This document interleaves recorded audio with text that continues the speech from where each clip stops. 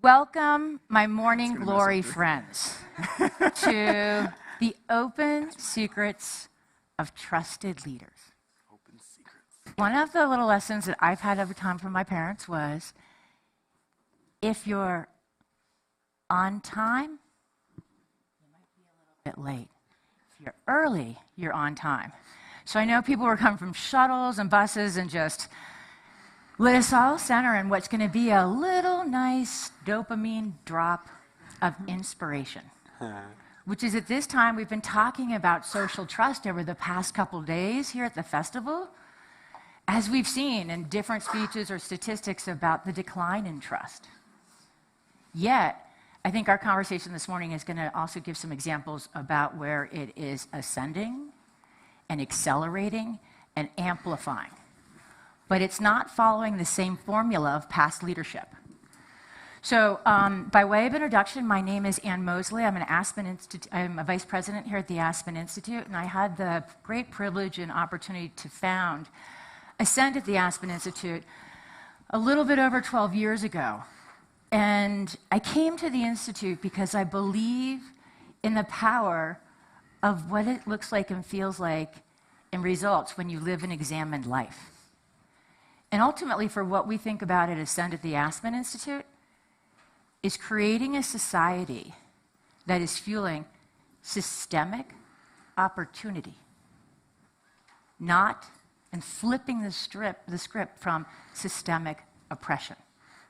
Think about that in a moment when you think about that, everything from whether going back to systemic opportunity to oppression from early days at elementary school,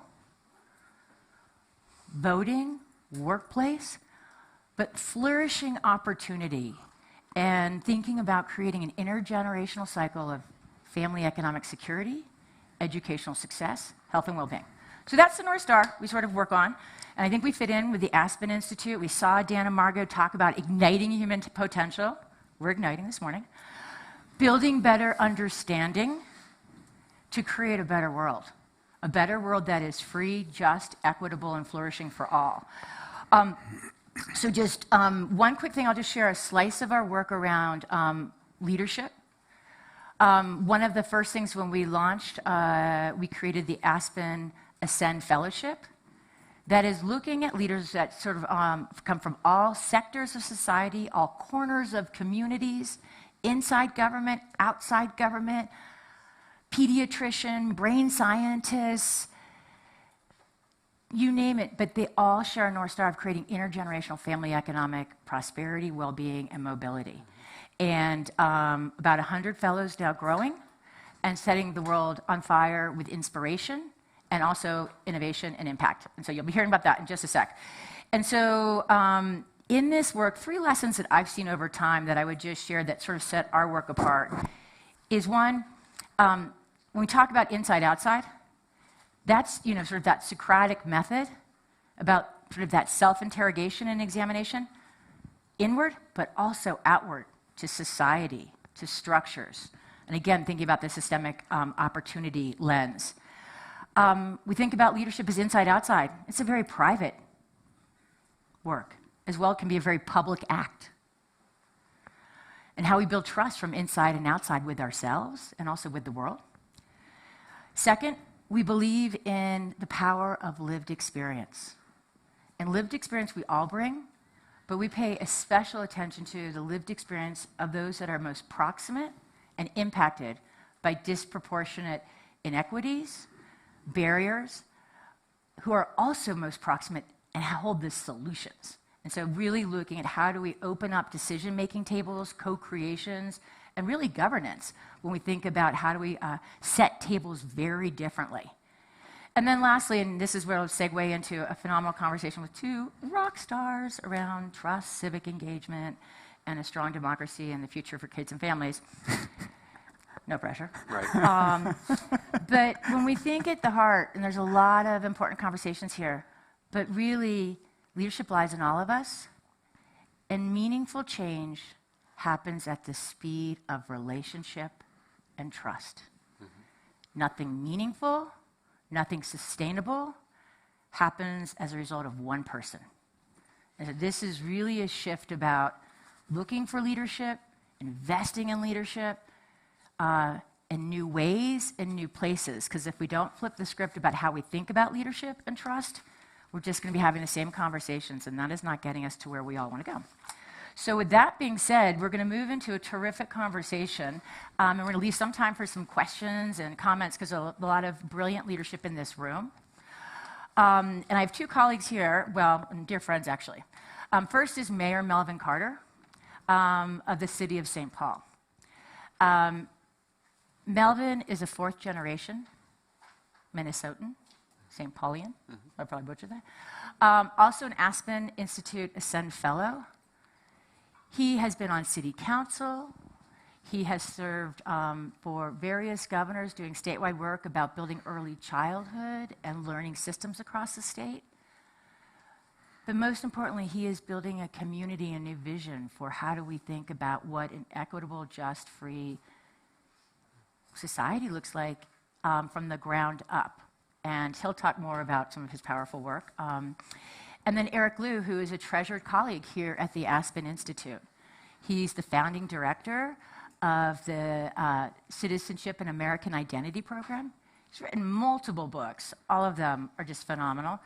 2 titles, Become America, You're More Powerful Than You Think.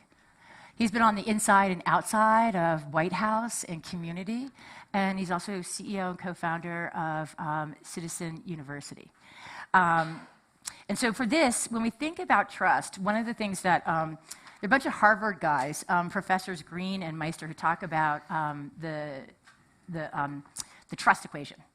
Credibility, reliability, intimacy over social orientation.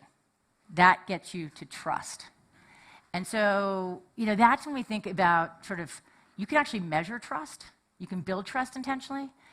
And so I throw that out for sort of maybe for the group to have as a foundation, but then to kick it maybe first to you, Eric, to share when you think about like how you define trust in the context of really who you are as a whole leader and the work you're doing. Why don't you do that to sort of bring it into the conversation? Well, thanks, Anne, and thanks everybody for coming out this morning and being part of this conversation. I think, Anne, you said a lot of things in the opening remarks that I think properly frame the way that we can think about trust. And, that line that trust proceeds at the speed of relationship, the good news is that line has kind of spread in popularity in recent years. And the bad news is that we hardly ever practice it. And I think most of our civic lives increasingly are mediated, and mediated still at the speed of, digital technology. And so I think, number one, in our work at Citizen University, it's a nonprofit organization that does work all around the country to foster a culture of powerful, responsible citizenship rooted in place, in just the kind of community-oriented way that Mayor Carter has been doing his whole career.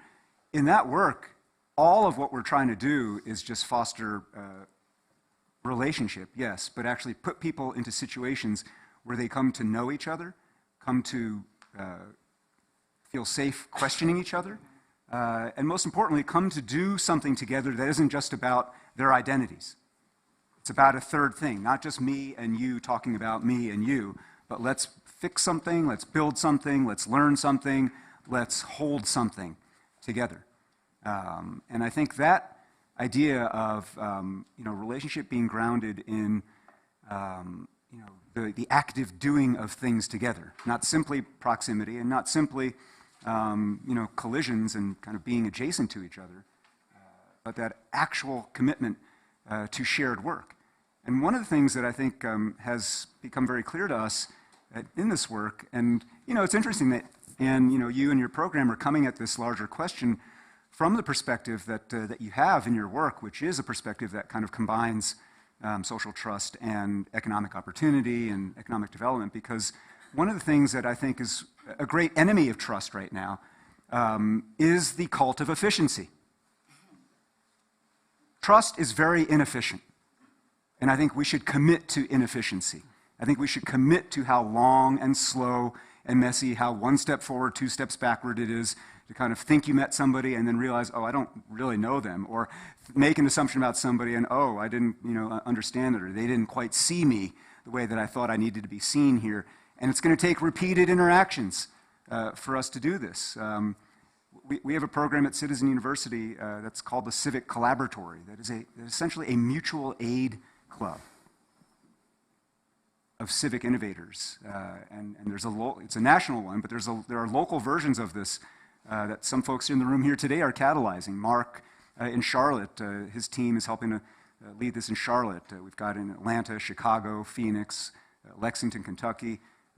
Pretty soon, I think, if this conversation goes well, St. Paul, Minnesota.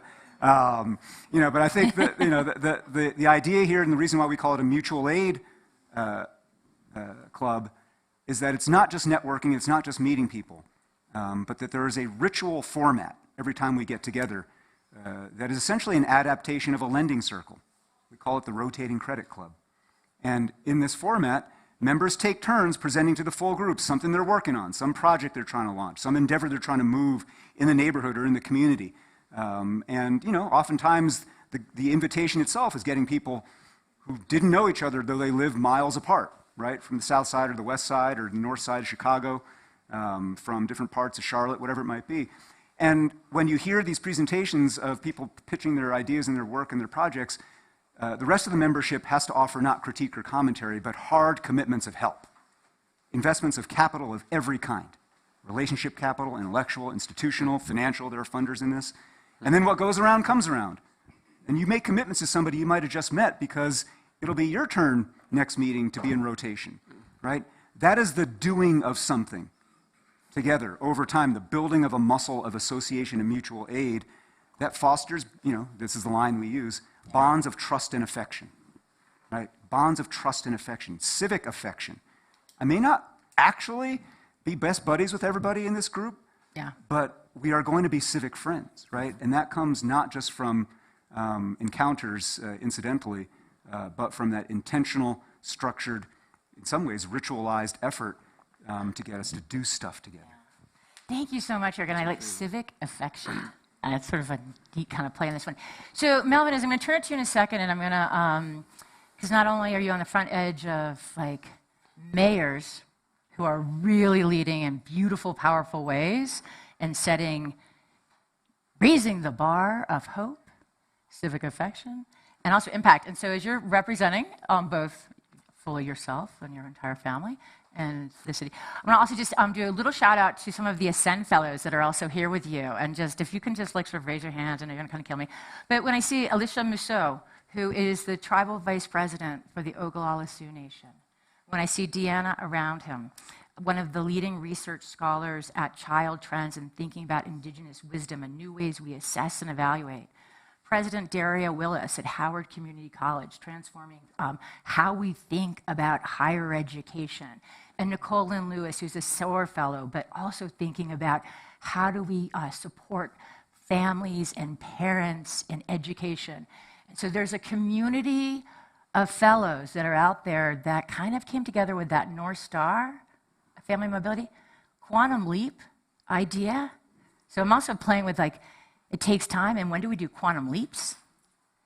And then what are inflection points? And so kind of wherever you want to start, Melvin, on what trust means to you and how it's kind of showed up in your story and your leadership. Well, I appreciate that. Good morning, everyone. I just regret not bringing my notebook because that's a very rich conversation so far.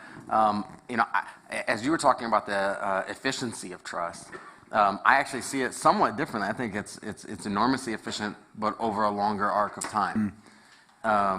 That it's not a transactional sort of thing, but that it's you get more done over a longer period of time when you have that sort of safety net of the trust. I'm Melvin Carter. I've been mayor of St. Paul since I first got elected in 2017, and we've pushed what I think is a pretty aggressive and relatively fast agenda of kind of our goal is to sort of rewire City Hall, and we talk a lot about resetting the sort of covenant that exists between the government and the governed. I'm proud of some of the stuff that we've done. We've raised the minimum wage. We've started an initiative to start every child born in our city with $50 in a college savings account. I love telling moms, if you don't want your child to have a college savings account, you have to fill out an application. Because we really mean every child, and that's true. We've invested in affordable housing. We've built 30 miles of new bike lanes. We've we're piloting guaranteed income. We're doing a whole lot of things that aren't just sort of what I think of as the sort of the slider effect. A lot of times when people talk about like changing something, they really mean like doing a little bit more, or a little bit less of really the same thing we've always done. And our goal is to like literally fundamentally change the business model of all of our departments in a way that makes us more relevant to communities. And as we talk about trust, we were joking about this yesterday.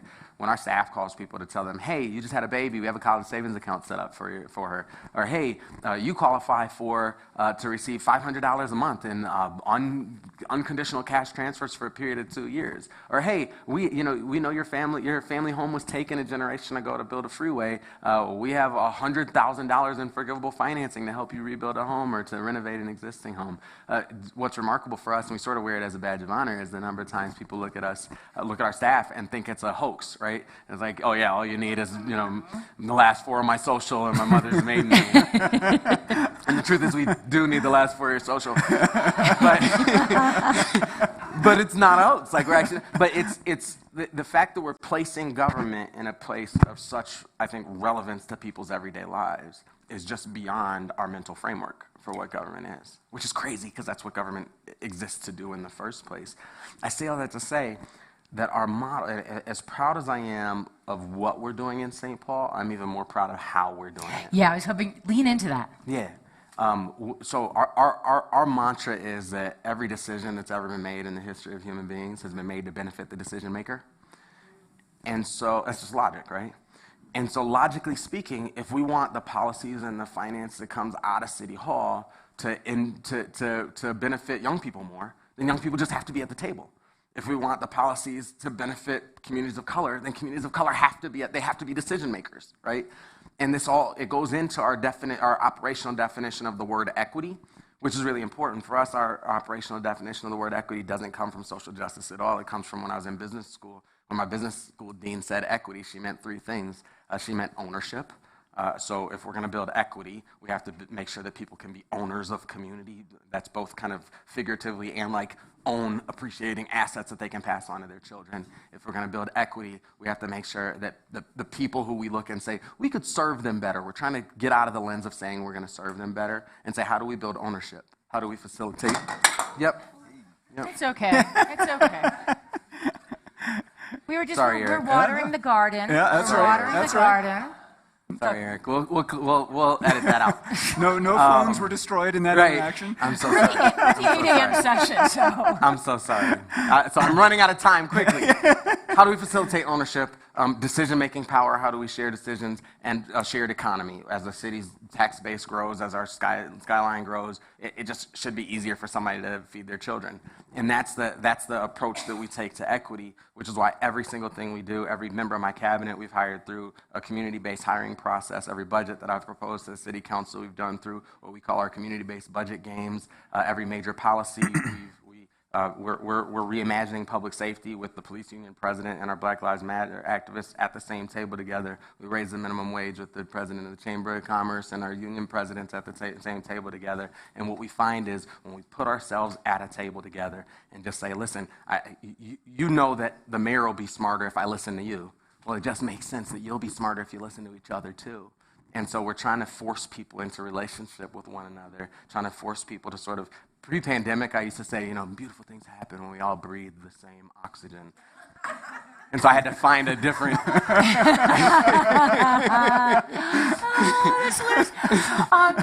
So jumping from that, and this is one where, Eric, you've been like literally doing this work from the White House to now like really community level, and kind of building on what Mayor Carter was sharing, and for sometimes this has been this has been a really, really challenging set of years. And I was in March, I had the pleasure of being with some Ascend Fellows and SOAR Fellows in South Africa for 2 weeks, and then Rwanda. 29-year milestone of the election of Nelson Mandela and the hopes of a pluralistic, fully inclusive, anti-racist democracy, and then also on the 29-year mark of the genocide. And I really stepped up on the balcony trying to find inspiration and thoughts about where are we in our American story and struggle. And, you know, I'm curious for both of you, where you're seeing like the real hope or unexplored areas from your work, or even maybe the lessons when you're thinking about the arc of America and how we are building trust and really, you know, kind of flipping this polarization that we are deeply living in, which is so unhealthy. Well, one thing that I would say, and it kind of connects the dots between your question and Melvin, what you were naming, there was a word implicit in everything you were describing about how both what you're doing in St. Paul and how you're doing it, and that implicit word is power.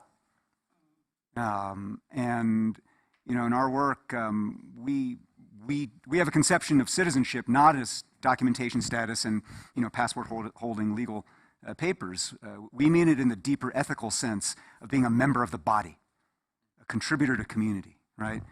Someone who has equity in every sense that you just meant there, a sense of ownership, someone who feels responsible for a community because they belong, and who belongs because they take responsibility, right? Both directions there. And we have this very simple equation in our work, which is that power plus character equals citizenship. That if you want to live like a citizen in the way I've just named, it requires two things. The first is a fluency in power. And the core question of all civic power is the one that you just put your finger on, which is who decides? Who decides, right? In St. Paul, in Seattle, where I live, like, you know, most people, their answer to the question who decides is they.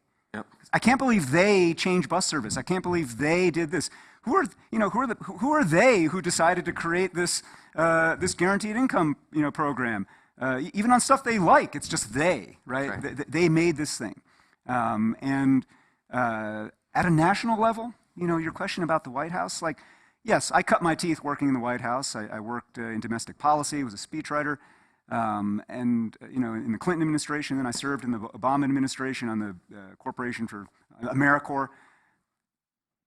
By far, 80% of my education in citizenship and democracy happened not there, but in the other Washington, as a member of the body in Seattle, right?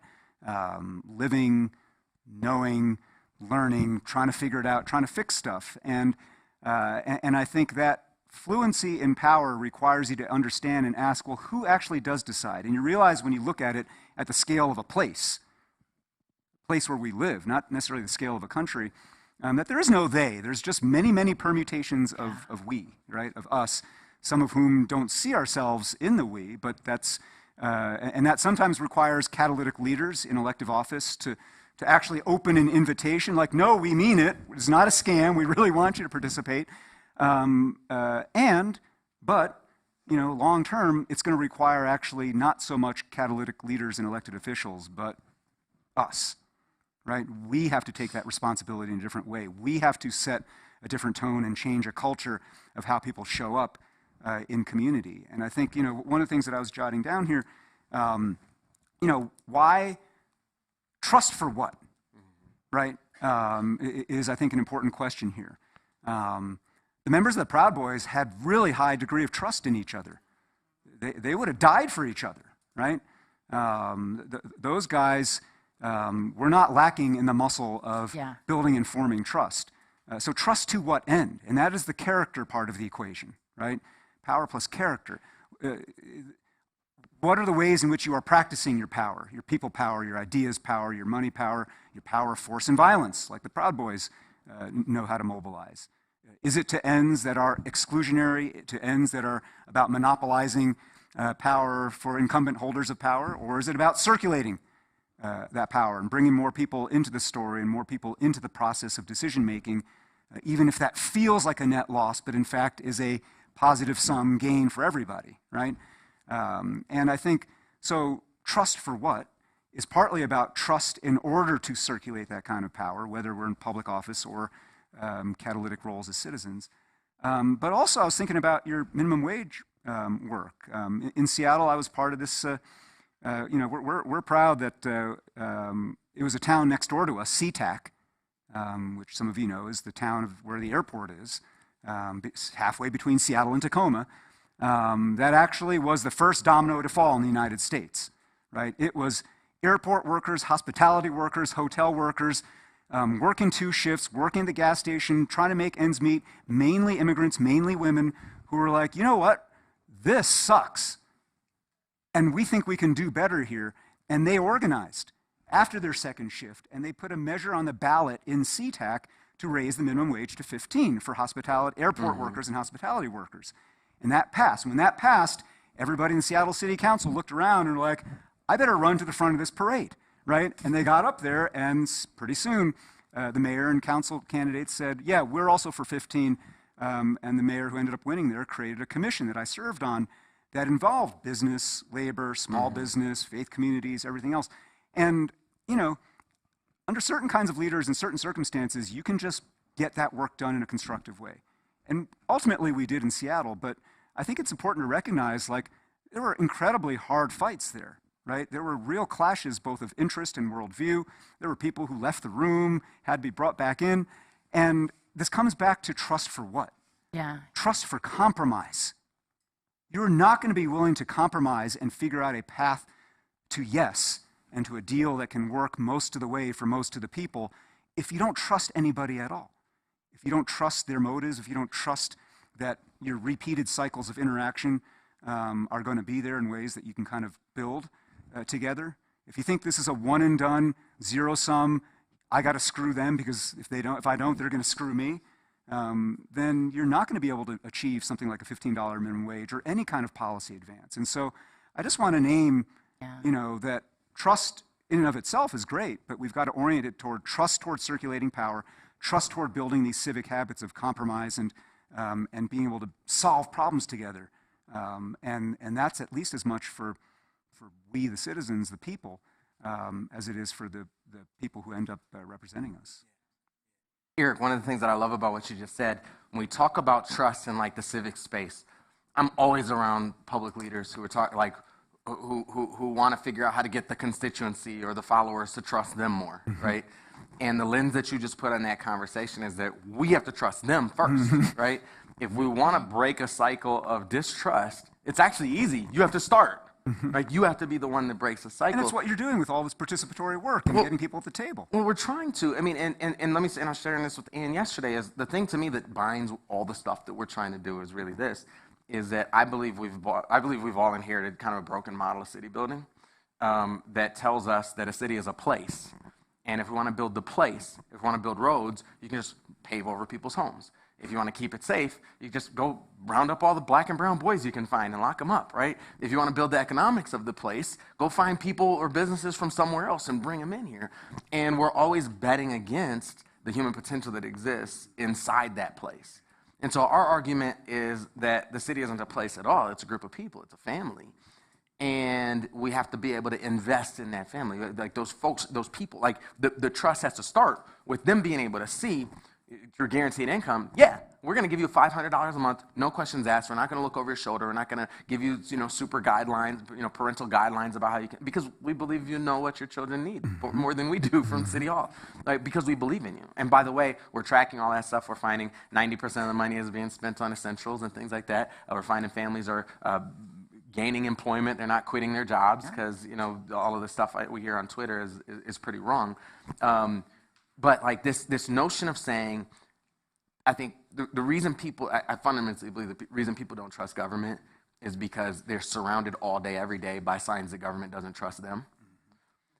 And the word for trying to get trust from somebody who you don't trust is a scam.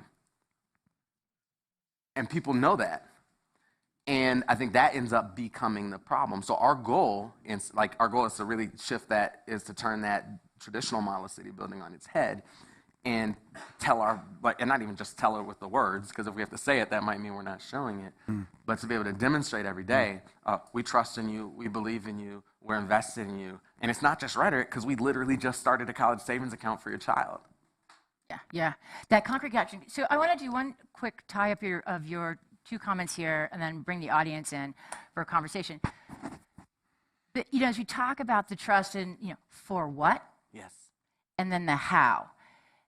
And we know that no one sector, organization, or place can do this work on its own. And so I was taking in, Eric, as you were talking about the CTAC story, another one of our fellows, Lori Pfingst, as well as one of our network partners, had been working with Governor Inslee on a 10-year poverty eradication statewide task force, where I would wholeheartedly say, let's look at Washington State for some new ways, 7 government agencies working collaboratively, putting families at the center, having an equity office, a lived experience commission that is paid, compensated in part of the governance strategy, and many of those parent and caregiver leaders we've worked with.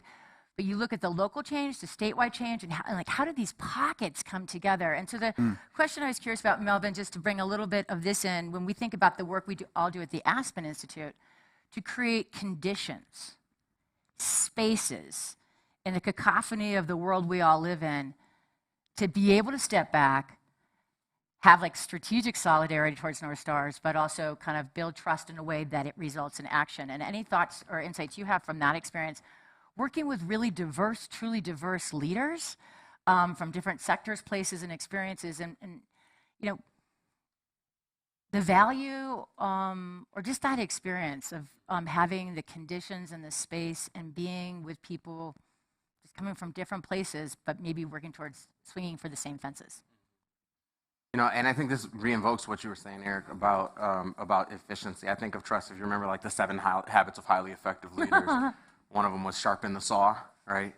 And the adage is, I don't have time to sharpen the saw, I got to cut down this tree, right? And I think trust is that same way, right? And I have a friend who's a teacher, and she'll tell you she spends the first 2 weeks of every school year just getting to know her students.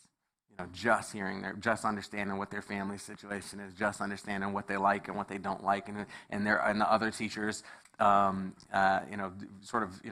we gotta be on time for the test, and we gotta, and what she always says is if I spend 2 weeks just really gaining trust and really building those relationships, I can blow by all these other teachers for the whole rest of the year because we've got a real solid foundation. And that's what I meant when I said, I think it, over time, long-term, is incredibly efficient and incredibly important. But I think it requires stories. Yeah. And so, one of the things that we've been really passionate about is redefining what public safety means. I fundamentally believe our problem with public safety in America is we've confused it for emergency response. That when we talk about public safety, we're talking about all the things that happen after a crime is committed, which is crazy. Emergency response is critical and it's sacred, but it's not a comprehensive public safety strategy. A comprehensive public safety strategy requires some effort to prevent things from happening in the first place and to reduce the likelihood that that somebody will be harmed in the first place. All that to say is this body of work requires an enormous amount of trust from community. Who look at me oftentimes and says, listen, if you walk around St. Paul and ask folks what they dislike about me most, there's at least a solid point in time where the 2 things you'd hear is, he's hired too many police officers and he hasn't hired enough police officers. And so we often end up sort of trading trust, right? And say, oh, I want more of your trust, so I'm going to ditch their trust. But you can't get work done that way. You can't find that common ground in that way. And so finding those ways, my dad's a retired St. Paul police officer. So as I talk to our officers and let them know, here's some of my experiences, right? I know what it looks like to turn on the TV and see a 911 call or a dangerous manhunt or something like that and know that my father's on the search and be terrified, right? I know what that looks like and I know what that feels like. I also know what it looks like and what it feels like to be pulled over and know I wasn't speeding, right? And so bringing those truths together, and as folks say, do you choose police or do you choose community? If I had to choose one or the other, I wouldn't exist. I couldn't be here. And so to me, they both have to go hand in foot. And by the way, when we talk, you guys probably know that Minnesota is where George Floyd was murdered and where Philando Castile was murdered. And none of the things that we know about Minnesota justify us being a net exporter of hashtags to the rest of the world. But we're in this space where doing something fundamentally different is urgent, it's necessary, and it's mandatory. We're in a space where literally the eyes of the planet are on us, and we have to kind of forge a new space. In order to do that, though, we have to have trust in both of those spaces. So telling those stories and making sure that people hear each other's stories, because the staunchest sort of police union, blue lives type of person will say, well, look, that officer who murdered, Philando Castile, that officer who murdered George Floyd, they need, due process, and, don't rush to judgment, and don't be judge, jury, and executioner. And all the things that I hear the police union say that that officer deserves is the exact same things that I would argue that George Floyd deserves. Yeah, exactly. And it's funny because we end up pretending we're arguing for fundamentally different worlds when we're really not. And so, we can't find that on Twitter. Yeah. Well, Melvin, so the conversations and the stories. There's something that I think is really worth naming in what you just said, and it goes back to actually the work that you're doing here, because fellows, the different endeavors that you've been creating here at the Institute are cross-ideological, cross-partisan, cross-everything. Yes. Right? I'm a Democrat. I told you who I work for. You're, I think, Democratic Farmer Labor Party, right? DFL in Minnesota. But everything we've just been talking about here can, should, is being said by people right of center. Trust in institutions, trust in people, not turning actually to external institutions, whether it's government or business, as solver of first resort of problems, but turning to each other first, figuring out how we invite each other into this kind of work.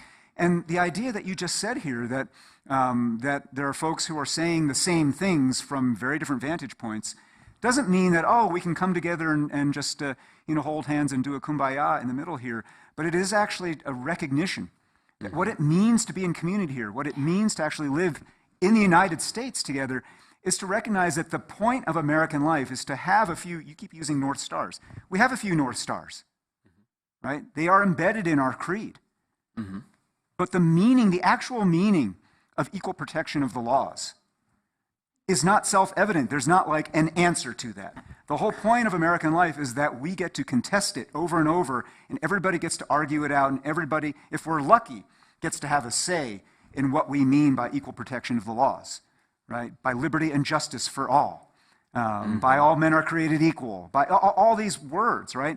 And the words don't answer anything. They only create an invitation to us to argue it out.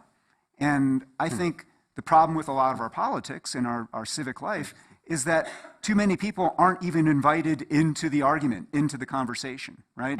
And that's both because they think, the whole thing's a scam, so I'm just going to preemptively check out, or because there are too many people in leadership in all our institutions who speak for people rather than doing what Melvin and team have been doing here, which is to listen to learn by listening and lead through listening, right?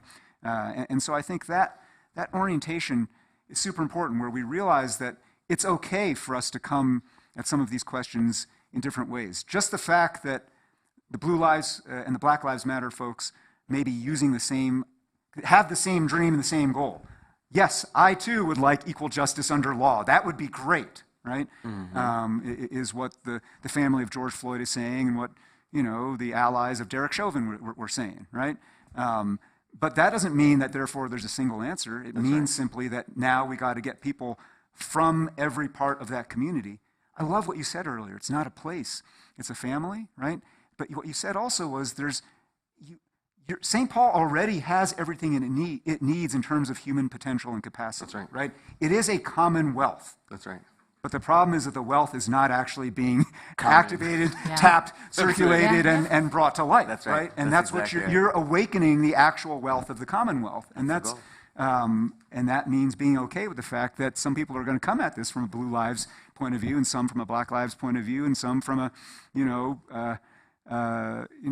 right-wing point of view and a left-wing point of view. That's life in America. And if we're lucky, we get to have that tension constantly, right? Yeah, I'm going to hold on a thought from this and bring the audience in with questions, and then we're going to and then we'll have time for some closing final thoughts. Does that work for you guys? Sure. Awesome. So, any questions on top of mind? And would you mind introducing yourself? Good morning. All right. Good morning. Good morning, everyone. Good early morning. My name is Jaleesa Hall. I'm an Aspen Festival Fellow this year, but I'm also a DC nonprofiteer. So the question that I had was really around trust, and something that you brought up, Mayor, was that in order for change to happen, the decision makers have to be inclusive, right? We have to bring those voices that weren't heard to the table, which I agree. But I wanted to ask, when those folks come to the table, how do you ensure that they're not using the same tools that built that table, but they're rather reimagining a new one? So what are you doing to make sure that there's a reimagining rather than just maybe a retooling? Does that make sense? That makes so much sense. That's exciting to me. It's really exciting to me. I'll tell you just briefly, one of my favorite examples of good governance, at my high school, there's a place where for literally 100 years, there's been a trail worn in the grass where the students kind of walk, the sidewalk goes up and around. And it always occurs to me that if we brought the students from this and said, listen, on Wednesday at 5:30, on the third Wednesday, we're going to have a public hearing about optimal sidewalk alignment. We want you to come and tell us where the sidewalk should be, right? We'd get a lot of different responses. Very few of them would be confirmations, right? But for the last 30 years, 2,000 students have known it makes more sense to cut across the grass right here than to go up and around, right? And the example of good governance is we finally actually just paved a sidewalk there.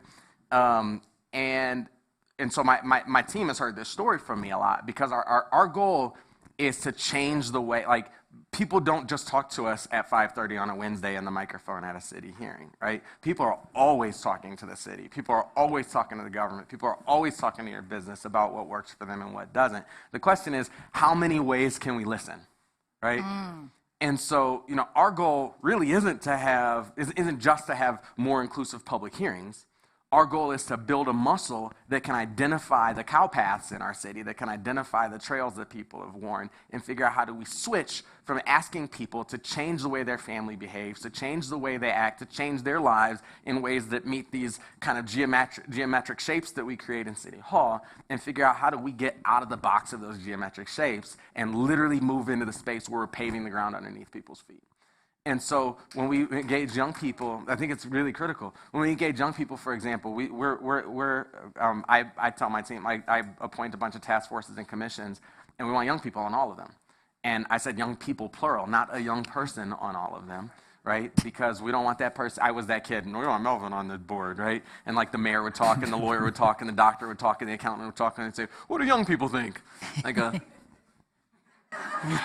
We agree, right? And so our goal is to really build leaders, right? And to really understand. And one of the things, you go to a spoken word, open mic event in any city in America, and you can probably hear higher order political thought than in City Hall or in the state's capital, right? People are thinking about this stuff. People are engaged in this stuff. And the problem is, I'm asking you to come engage in my way, right? As opposed to saying, I really trust you, I really believe in you, and I'm willing to go on this journey with you, which I think is the only way, which I think is absolutely critical. So I don't know that I can pretend we've come up with the answer, but I think a part of it is just changing our mindset and changing our perspective on it. And I think another part of it is thinking about exactly what you just said, which is trust for what?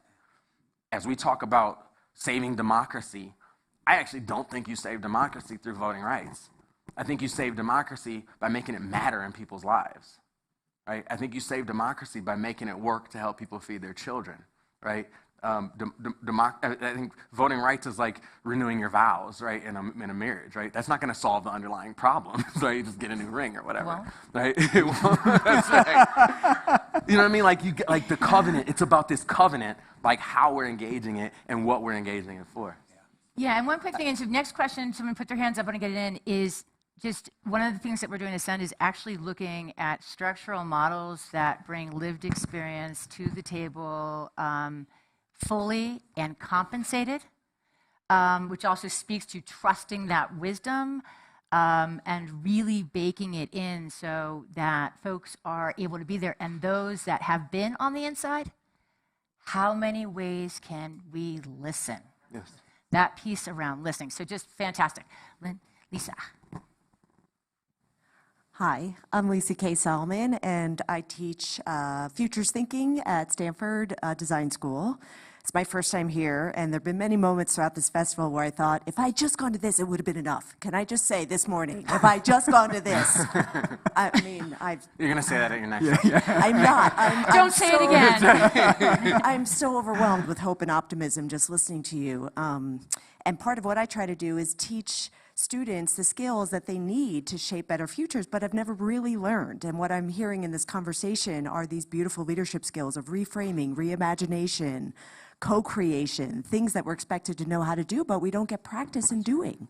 And I'm always saying, like, you can't expect people to be masters at things they've never had a safe place to practice. So thank you so much for sharing these narratives. And my question is, particularly for you, Mayor Carter, I know that your plate already runneth over, but what happens when you get together with other mayors? Like, you know, like how can we, Eric, I love that point. There is no they. I've said that for a long time. We are the they. How can we help you in also sharing these narratives? It's a good question. I can't tell you everything that happens when I get together with other mayors. No, one of the greatest. What happens at the U.S. conference stays at the U.S. conference. One of the greatest blessings of my life. I wouldn't still be mayor if it weren't for all the other mayors who I'm like really close friends with. One of the biggest blessings of my life is all the different ways in which, like, literally in the car on the way over here, I was on the phone with a mayor who we're stealing an idea from and saying, hey, I need my team to talk to your team. Literally this morning on the car on the way over here. And so, like, it's just incredible. I'm a real fan of, like, municipal governance. I think cities across the country and across the planet are doing just amazing things. They're the laboratory of democracy that are making things work on things that really normally haven't had to fall to cities, but by necessity we have to. And so there's an enormous amount of information sharing, of stealing, of borrowing, and that happens across mayors. And probably solid 60% of the things that I said this morning I probably stole from some other mayor. I'll say one thing, Lisa, and Lisa is part of this National Civic Collaboratory that I described earlier, but we've got a project that we've been doing with the American Academy of Arts and Sciences over the last few years called Our Common Purpose. And it's been a commission. It began as a commission to really reimagine and renovate our democracy, both in structure and culture. And it's now kind of become a 5-year mission, kind of like the Starship Enterprise, to really take us to the year 2026, when this country will be marking the 250th anniversary of its birth. And one of the things that we are doing in that work is catalyzing a whole network of what are called OCP, Our Common Purpose communities, working with mayors and civic leaders around the country. So Lexington, Kentucky was the first, and the Republican mayor of Lexington was the first to raise her hand and say, we want to make our community a laboratory for some of these ideas about how you build trust, how you invite residents of a community into co-creation of the policy agenda, how we change policy itself to create a positive feedback loop of participation and representation. But now now Phoenix has joined, and other communities, Tacoma is coming, and so there too. I think St. Paul is probably going to be tapped soon. But I would say that there are all around the country informal institutions like the U.S. Conference of Mayors, but then informal networks. I think part of my answer to you as a not mayor, by the way, I loved what you said. I don't know if you were aware of the term that, as far as I know, you coined, non-profiteer. You called yourself, right? We think the word profiteer is a terrible word, right? It's a pirate, right? It's a robber baron. Right. A non-profiteer, I'd never really heard it put that way, is someone who's actually the inverse of that, who's trying all the time to kind of be a contributor to the greater good. But I think this idea, all of us here have a capacity to create these kinds of networks of people who are innovating in these different ways. And some of them may be professional networks.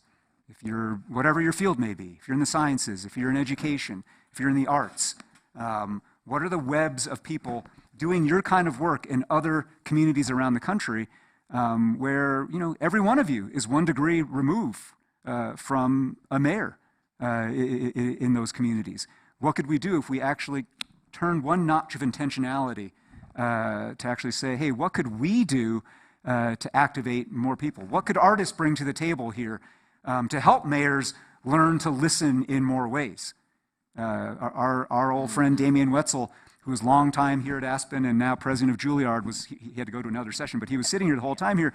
And I wanted to bring Damien into this conversation because what could music students and music teachers teach us about the art of listening, right? I don't know if you were just riffing there, but your idea of a spoken word, like, you should do town meetings at spoken word halls. So right? we're gonna because kind of already done that, and I could put him on the spot. We'll do that in a sec.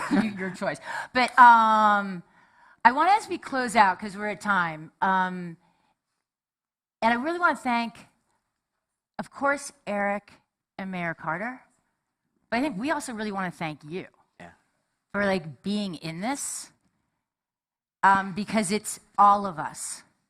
And the part I would do, the kind of lifting up where we started about really having a lens and leading and living with every interaction, maybe decisions, is this building social capital and trust? Is it breaking it? The really core thing. Play with that today. And just know as we're on this balcony, we're going to go into the rest of the sessions, where we are, the United States of America. And if we think about like Langston Hughes' words of, what is America to me? Again, that means something to each of us. Where we started, our history, and this piece of we will not be able to fix what we can't face. Right. And we can't face what we can't understand. And this moment of history and humanity and listening and connecting in new ways. You've got brilliant folks doing this work, and you're all doing it too. Stay in it with your own heart, your own mind, and think about the power to the what you can help make change with others. So again, we thank you all for coming this morning and for all that you're doing. And thank you, Eric and Melvin. Sorry to throw the water.